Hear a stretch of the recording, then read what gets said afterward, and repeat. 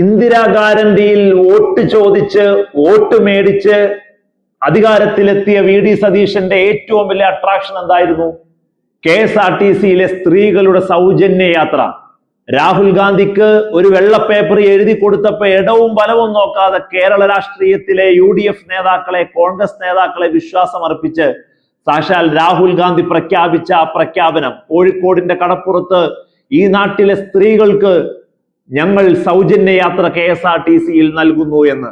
അതിനുശേഷം വോട്ട് ചോദിച്ച് V D Satheesan വീട് കയറിയപ്പോഴോ, അമ്പലത്തിൽ പോണോ പൊക്കോ, തീർത്ഥാടനത്തിന് പോണോ പൊക്കോ, ഇനി ടൂർ പോണോ നിങ്ങൾ പൊക്കോ, നമ്മുടെ യാത്ര ഫ്രീ അല്ലേ എന്ന് പറഞ്ഞെടുത്തതെന്ന് ഒന്നാം ക്യാബിനറ്റ് കഴിഞ്ഞ് വന്നപ്പോ വിശദാംശങ്ങൾ പറയാം പിന്നീടെന്ന്.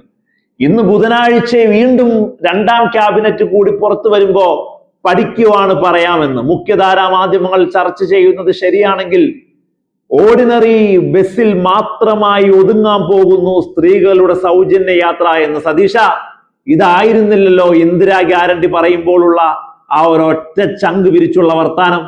പോക്കി CM ആണ്, ചിരിക്കുന്ന CM ആണ്, കണ്ണിറുക്കി കാണിക്കുന്ന CM ആണ്, എന്തിനും ഏതിനും നിലപാടുണ്ട് എന്ന് അഭിനയിക്കുന്ന CM ആണ്. ഒക്കെ ശരിയാണ്. പക്ഷേ ഇന്ദിരാ ഗ്യാരണ്ടി നടന്നില്ലെങ്കിൽ ഈ നാട്ടിൽ വിപ്ലവം ഉണ്ടാവും.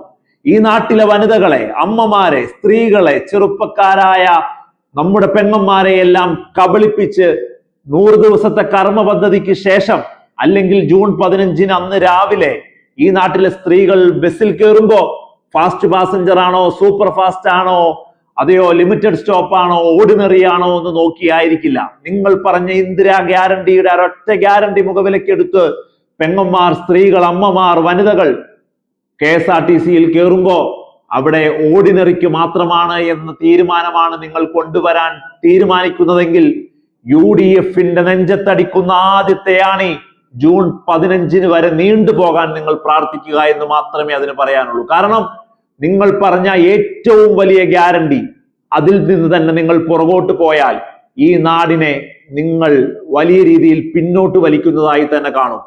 നിങ്ങൾ പറഞ്ഞൊരു വാക്കുകൂടിയുണ്ട്, ഇന്ന് മാറ്റം ആഗ്രഹിച്ച് നിങ്ങൾക്ക് വോട്ട് ചെയ്ത ജനങ്ങളുടെ മുകളിൽ മിൽമ പാലിന് 4 രൂപ വരെ കൂട്ടി നിങ്ങൾ 3-ാം ദിവസം ഈ നാടിനെ മാറ്റം അറിയിച്ചെങ്കിൽ, നിങ്ങളുടെ വരവറിയിച്ചെങ്കിൽ, നിങ്ങൾ എല്ലാ തവണയും വരുമ്പോ സാമുദായിക ഗ്രൂപ്പ് സമവാക്യങ്ങളെ, ഘടകകക്ഷികളെ, 4 പാടുമുള്ള ആളുകളെ പ്രീതിപ്പെടുത്തി നിങ്ങൾക്ക് മുമ്പോട്ട് കൊണ്ടുപോകണമെന്നുള്ള പിടിവാശിയിൽ നിന്നുകൊണ്ടാണ് ഇത്തവണയും സതീശൻ ഭരണം മുന്നോട്ട് കൊണ്ടുപോകാൻ ഉദ്ദേശിക്കുന്നതെങ്കിൽ വിപ്ലവങ്ങൾ 100% ഉണ്ടാകും. 35 പോലും വേണമെന്നില്ല ഇടതുപക്ഷത്തിന്റെ ചുണക്കുട്ടികൾ നിയമസഭയിലുള്ളത്.